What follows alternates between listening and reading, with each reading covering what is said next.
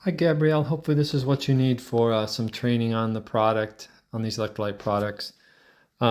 First of all, for Revive, this slide would be more or only about this product.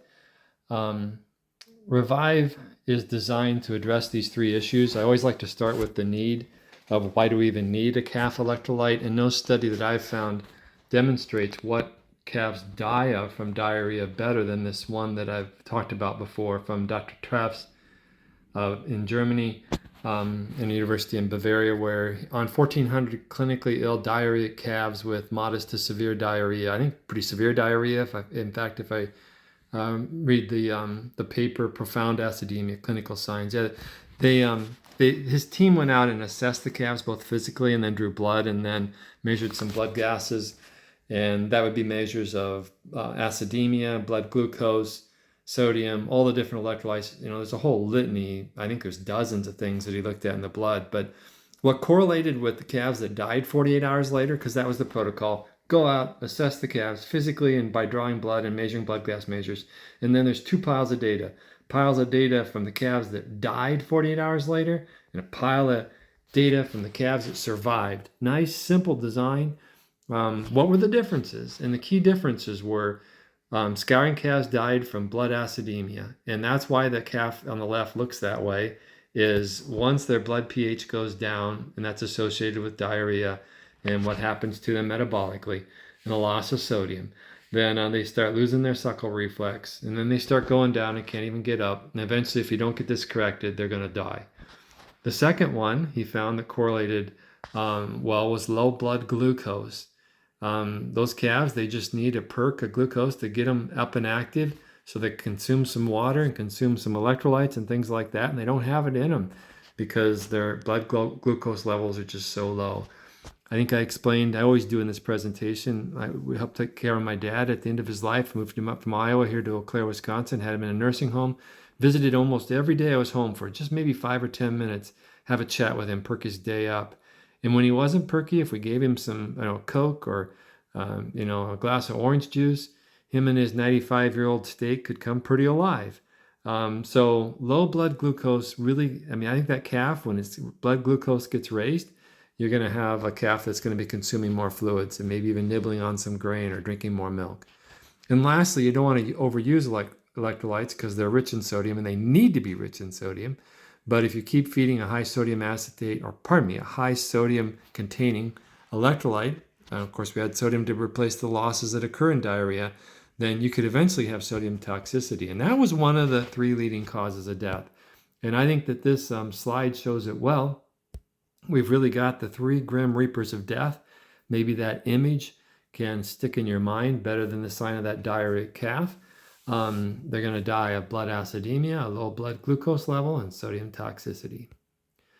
So here's correcting blood acidemia. The study on the left was comparing an electrolyte with a bicarb versus an electrolyte with sodium acetate versus an electrolyte with no blood buffer. And you can see the recovery rates were high, and it didn't really matter which one you used. Bicarb works great, every bit as well as sodium acetate in correcting blood acidemia. You can get a good recovery rate.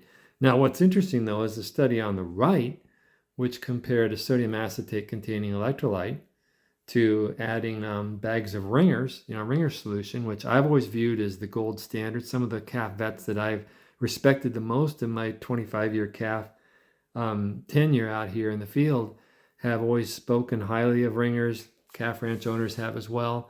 Literally pulling calves out from the jaws of death, being, full of acidemia like that calf in the prior picture, down and out.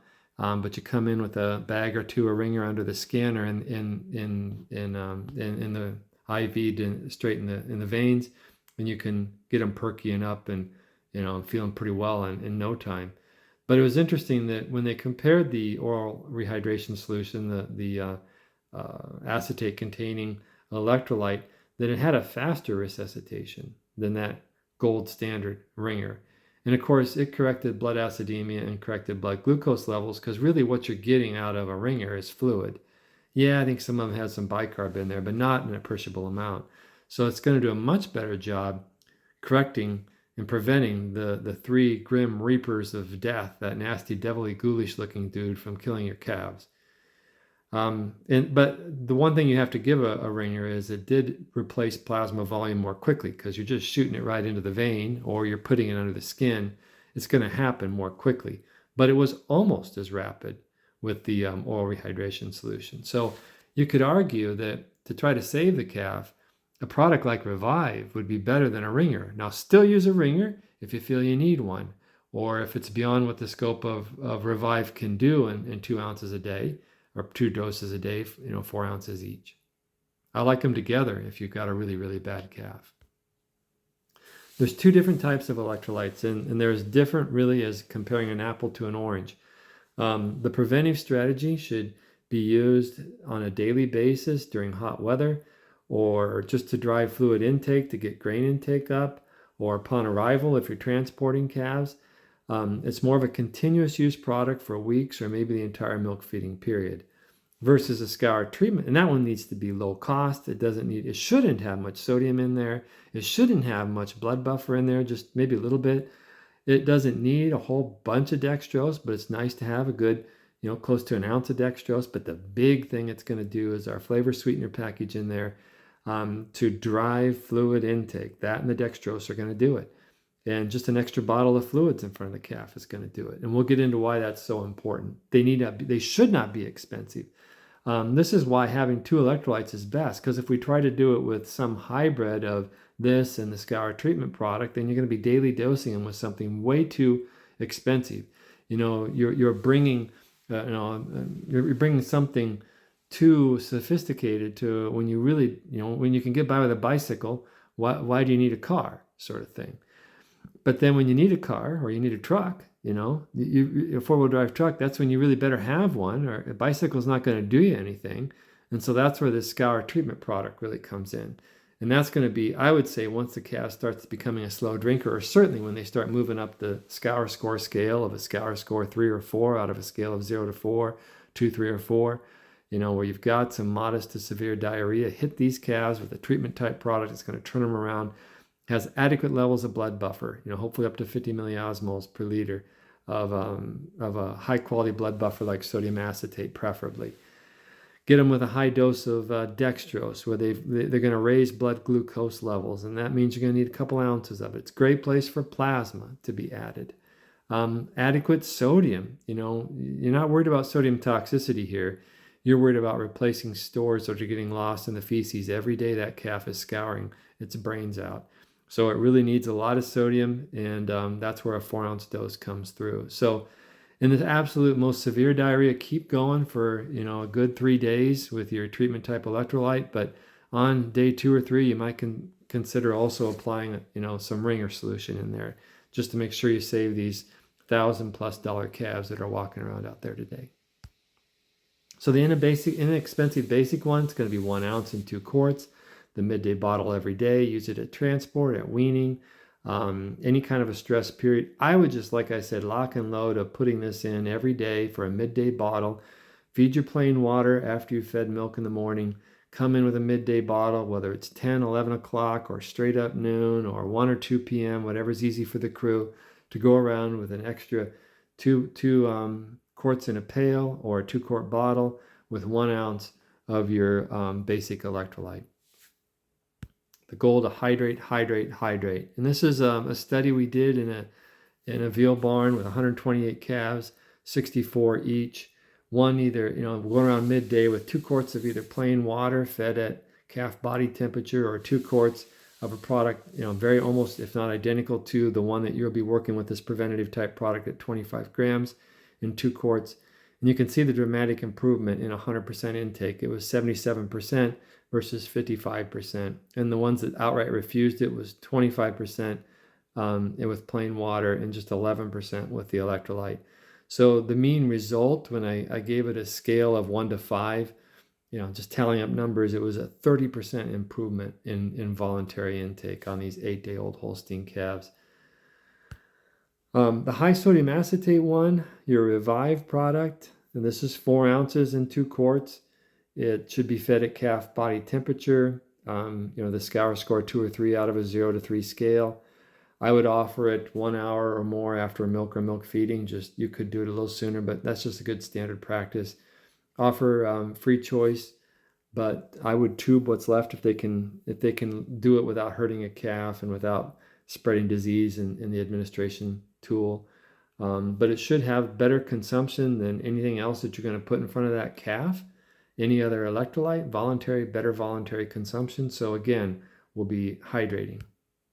And we've done studies, 2 of them, one in Canada at our research site. They did some research comparing plain water to an electrolyte similar to yours with the same flavor sweetener package, also with a high level of the glucose in there. And you could see the voluntary consumption was much greater at 1 hour on 2 liters. It was almost 1.9 liters versus 0.7 liters of plain water. So a dramatic improvement. I think in a sick calf, they really like the sweetness. They're looking for nutrition. They know they probably need some of these electrolytes and sodium, maybe innately.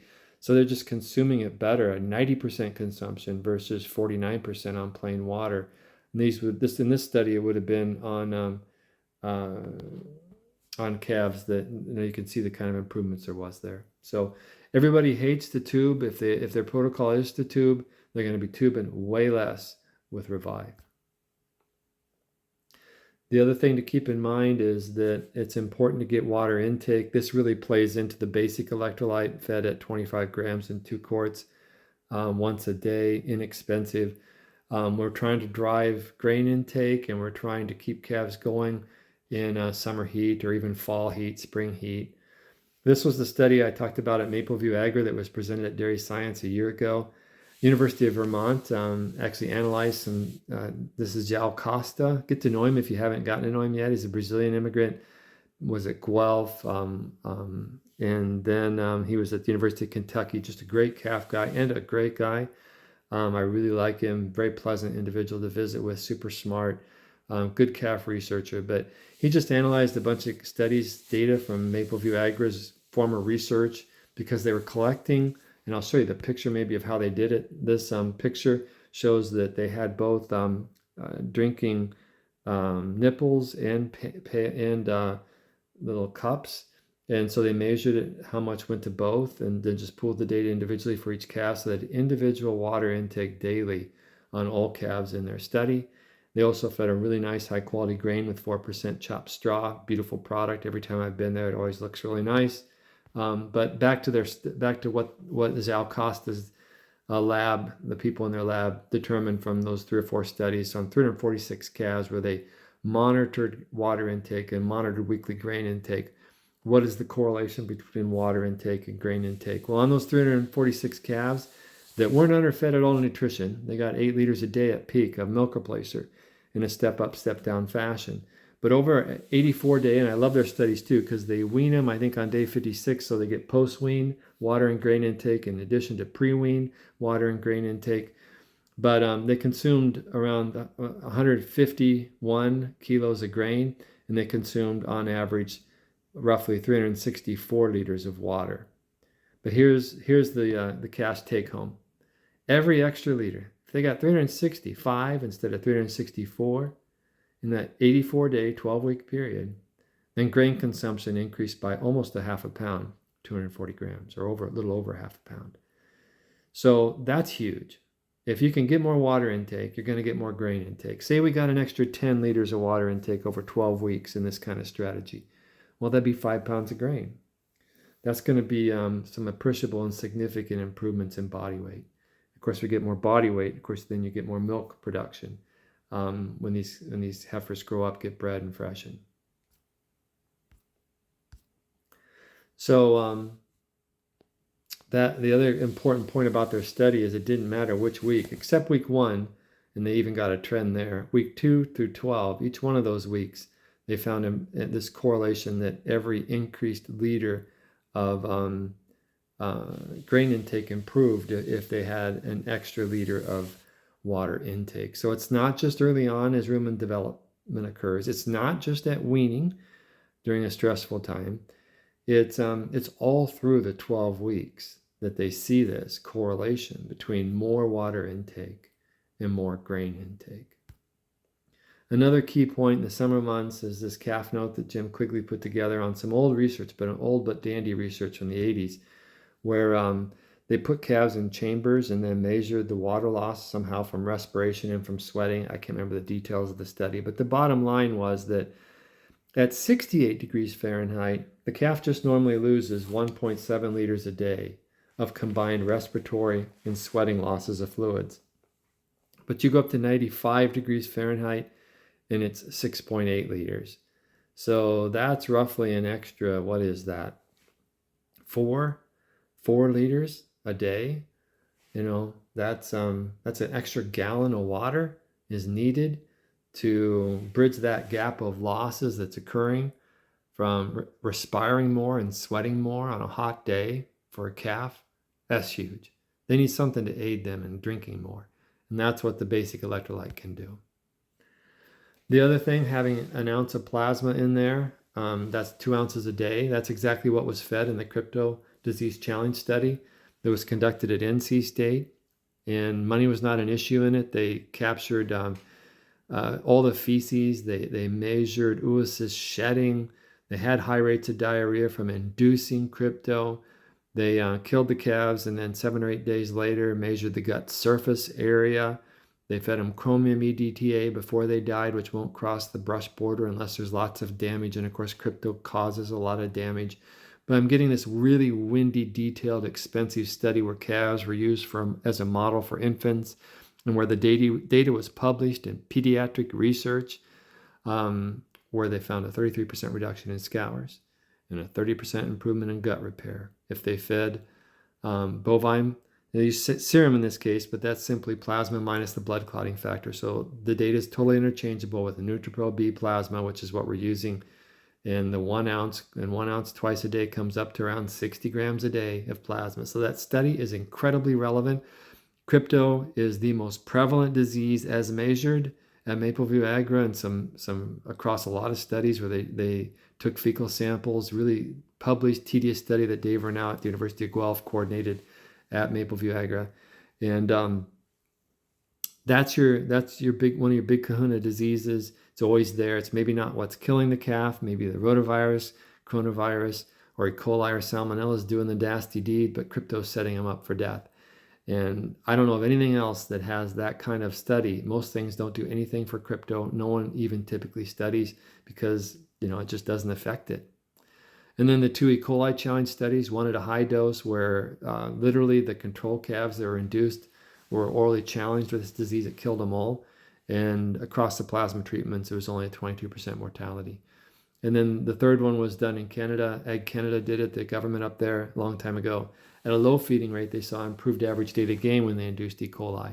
And the last one was the study that John Arthington, one of the best beef calf nutritionists down at Florida State, but he was at Iowa State when he got his PhD, and he did his research on spray-dried bovine serum with APC, feeding it to coronavirus. He induced coronavirus in some dairy calves, and he found improved feed intake and hydration. Nothing else out here has 4 published reputable studies with disease challenge elements to them, where at a university they induce the disease. I don't know of anything else we put in a milk replacer that has anything like that or an electrolyte for a calf. There was a 5th study that wasn't published that saw no effect from coronavirus induced calves being fed spray-dried plasma, just for full disclosure. So lastly, just reminding you again, we've got the preventative strategy and the treatment strategy. One point you brought up the Land O'Lakes product. I've looked at that many, many times. I know the reason they do that is because they can't put sodium acetate in with glucose, and we figured that out. That was launched a long time ago. I don't think they've decided to chase that. I don't know that for sure, but evidently they haven't, or else they would have fixed that by now if they wanted to put the effort and time and do all the hot box studies and play around with a whole bunch of different formulas, which we tediously have done for years. Emily, our QA/QC person, is awesome at doing that, and Erin, her boss.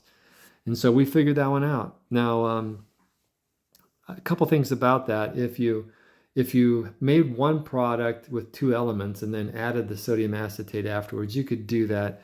But then you've got different doses with different sweetener concentrations. your palatability is going to be all messed up. Your costs aren't going to be as inexpensive as they could be with the basic electrolyte. That basic electrolyte, I feel strongly, it should be fed to every calf every day during this hot weather and during the entire milk feeding period, and maybe even beyond the milk feeding period some.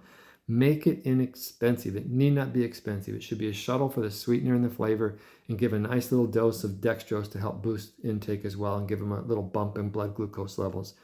That's perfectly designed to do that. And it needs to be inexpensive.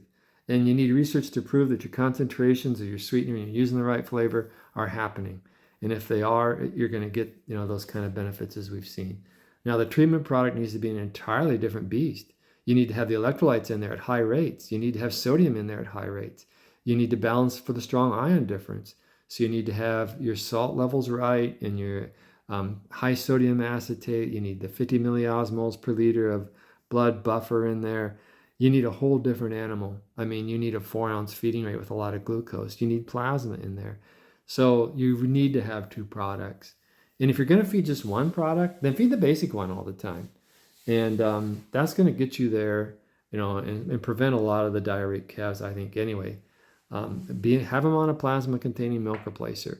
If you do those 2 things, you're not going to have as many diarrheic calves that require a treatment-type electrolyte. But you better have one sitting around, and when you're thinking about a ringer, come with a treatment-type electrolyte. People can manage 2 electrolytes, but they really need to think of the basic electrolyte as that's my workhorse, that's my truck, that's my tractor, that's what I'm driving around trying to run my farm. Instead, I'm running my hydration strategy. I'm keeping my calves hydrated.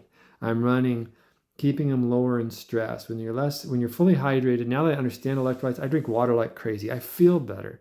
I think that those things are really important. And so I've railed on here enough.